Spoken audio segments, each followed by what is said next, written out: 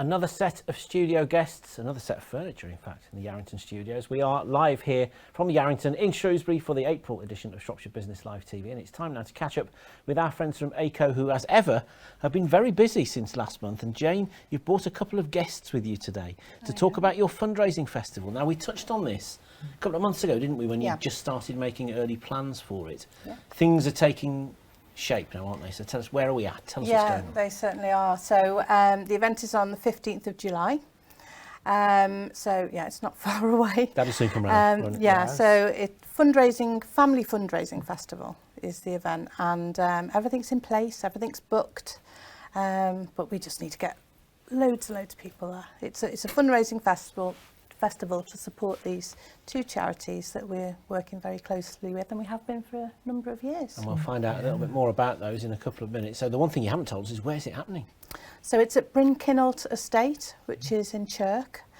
So very local. Now I know that from the fact in Another Life I review the films, and didn't that appear in Lady Chatterley's Lover, the movie that was remade a couple of months ago? Apparently so. Yeah. So it's a beautiful setting. Looks fabulous from the film. So. I mean, if we get a lovely summer's day, it's going to be amazing. So fingers crossed for that. But and this is the first time you've done an event like this, isn't it? It certainly is. First time we've done one. First time we've organised one. But we're really excited about it. It's going to be a really good. How have you found the organising process? Because myself, I've been involved in organising events before. It's not always that easy, is it? It's not always straightforward. No, it's not. I mean, we're not event organisers ourselves, but as part of what we do as a business, you know, we're about giving back and supporting charities and fundraising.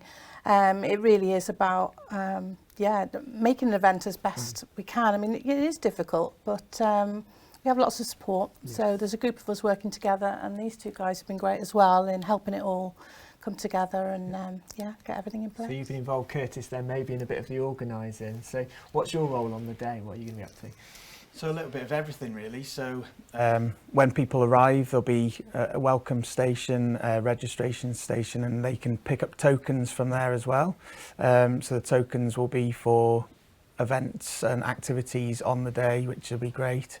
And then there'll be a bit of litter picking, I'm sure, and cleaning up after everyone. Stewarding, a little bit of everything. You'll do a few steps, won't you, during the day? So. I'll make sure I wear my watch, get my steps up.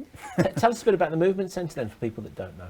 So the Movement Centre is a children's charity that provides a specialist form of physiotherapy, and it's for children with movement difficulties. So all of the children we see have a diagnosis that affects their movement control, and the basis of our therapy is a standing frame based therapy, and over a 12-month period the children are sent home with that standing frame and a physiotherapy programme, and hopefully we're seeing them progress and gain strength and control in their core to give them and maximise their potential. So do you work in conjunction, in partnership with various other agencies then, or is it very much a standalone business? No, so we are a standalone charity, but we work very closely with NHS staff and other organisations that offer other therapies that are kind of similar or good additions to what we offer as well.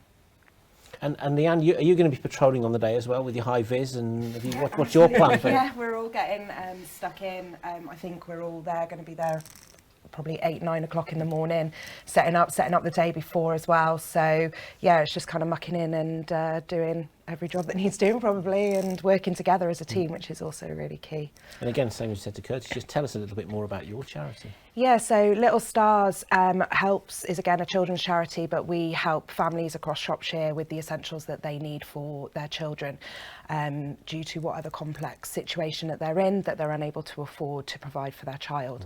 That could be anything from baby essentials such as Moses baskets, clothing, hospital bag essentials for mum, right up to school uniforms as well, which we're also pushing on for this year. So yeah, we kind of help a lot. We're just in the midst of setting up community hubs as well, so that we can help more families in the region and across Shropshire, and we're working in conjunction with our referral partners to get that off the ground.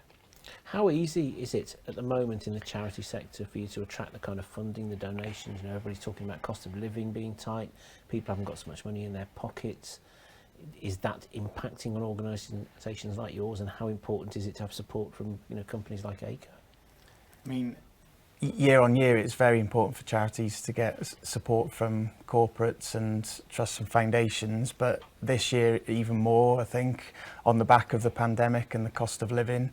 I think everyone's kind of feeling the pinch, and charities are all there to create services that necessarily wouldn't be there without that funding. So I think it's even more important now to have that support, and Aico have been amazing for both of us. I don't want to speak for Leanne as well, but over the years and this year again, there's lots of different events going on, and the Family Fundraising Festival will be a great event to be involved with. Leanne, what about from your point of view? Yeah, absolutely what Curtis has said. It's really hard at the moment. So for us, because we're very donation based, we do have Morrison stores that provide pick-up packs that customers can buy to be able to keep our stockpiles of nappies, wipes, etc. And in comparison to last year, we're definitely seeing the difference in the lesser donations for that. So, and again, because everybody's feeling the impact of the cost of living crisis. But I just want to, second what Curtis has said, we're really lucky in terms of the corporate support that we have, and especially from Aico, and the fact that they're doing this fundraising event in aid of both of our charities is just absolutely amazing. So, Jane, how do you choose at Aico which causes to support? Well, it's over the years it's changed. We've had like charities of the year, and Leanne was our charity last year, which was really good. So we were able to support throughout last year and previously, I think, the year before, and helping her charity to grow really. But with this year, what we found is the charities that the majority of charities we're working with are around sort of support for children. So this year is very much a charity focus. So it is in support of children and young people. We're out there supporting education in a big way as a business. So it fits into that whole sort of focus really of young people. So when you say you're supporting it as in Aico, but the staff, the teams, all get together and they really do get behind these charities, don't they? They do, yeah. I mean, the staff engagement is amazing. Myself, I'm part of organising and coordinating all of our sort of like community support, but to have colleagues that are really engaged and want to be involved makes my job a lot easier. Of course, it helps these guys if we're out volunteering. Volunteering alone is a great way of just giving your time. It's it's not all about money all the time. No, it isn't. No. And it's great to see, because obviously you're sending your news to myself at Shropshire Live and yourself at Shropshire Business, and for us to see this and share this, I guess it inspires other companies to do the same as well. I hope so, and I think there's a lot more people out there, a lot more businesses out there doing this thing, or interested to learn. Yeah. And you're getting businesses coming and asking questions like, how are you doing this? Or, we do, which is really good, and we're more than happy to share how we've grown, and how our Aico and the community itself has grown. We're really proud of it, and if other people, it is about everyone pulling together, isn't it? It's we definitely can't do it on our own. No, absolutely not. So the more people that can give back, I think is great. So we're more than happy to tell other, and help if we can. We shall be taking a look in a couple of minutes' time at some of the finalists in the Shropshire Chamber Business Awards that were announced last week. So we must say congratulations to the team at Aico for 3 nominations this year, including Business in the Community, isn't it? Yes. So that's very much, based on projects like this, isn't it? It so, is. I mean, must always feel good when you actually get recognition for what you do. It is, and the Community Award hasn't been around for a few years, so it's really good that it's back. And we're very excited, and fingers crossed we'll see. But there's lots of projects going on this year to support our community, and so hopefully. Brilliant. So give us a flavour of what's actually going to be happening on this day, on this fundraising day. What kind of entertainment? It's for the whole family, isn't it?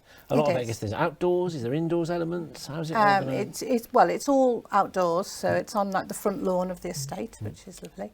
There'll be tents for sort of sun shelter, we hope. And there'll be music going on throughout the day. So we've got a few different bands booked to suit all ages. Yep. We've got circus performances. Oh, fantastic. That's really good fun. Giant board games. We've got like a kids zone that's got lots of different activities, bouncy castles, face painting, all sorts of things like that. Yeah. Crazy golf. That's another one. Will there be local food producers? That's what I want to know. There is. I'm there. There will. Excellent. There's Good. local food vans, a booze tent. I'm which is there. always- which is Definitely always- Okay, I'm there. which I'm is not always a good driving. one. Good, yes. Yeah. So there's so many things going on. I think the whole space we've got. I think we're full. We're at full Which is really capacity. good. Which is So great. it should be a really good atmosphere. So it's a double win for you guys, isn't it? Not only is it raising funds for you, but you're going to be involved in an event which sounds like it's going to be great, isn't it? Yeah, and I think working collaboratively as well with different organisations within Shropshire, including the food vendors and drink vendors, is going to be great.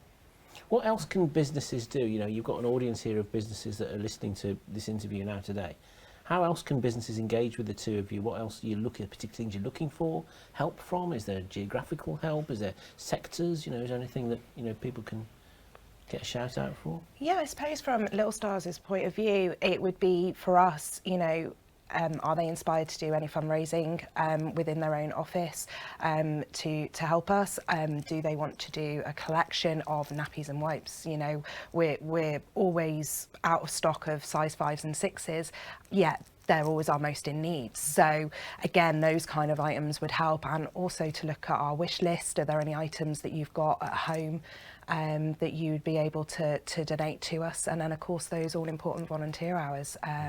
There's lots of sorting that needs to be done, lots of donations and things, and that's always going to be happening with us. So yeah, there's a few things, so just get in touch if you did want to find out more. And Curtis, from your point of view, is there anything particular that you're looking for at the moment? So we've really tried to diversify our event offering over the last few years. So this year we've got the family festival, but we've also got a shark dive, we've got our golf day.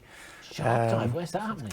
At It's Blue not near Planet Ellesmere, is it? Aquarium. No. Blue Planet Aquarium in September. So Brilliant. that's a new and exciting event that we've got. So this people can year. register and take part in that. Yes, yeah. Brilliant. Yeah, and other sponsorship opportunities as well. So, yeah, again, like Leanne said, get in touch if there is anything that you feel you can help out with. Excellent. There's no sharks at Brinkenholt, is there? Not many sharks. Oh, wow. That's good. That's good. Hopefully not. That's good. So last word to you then, Jane. If people want to know more, if you want to book tickets for the event, how do they do it? Where do they go?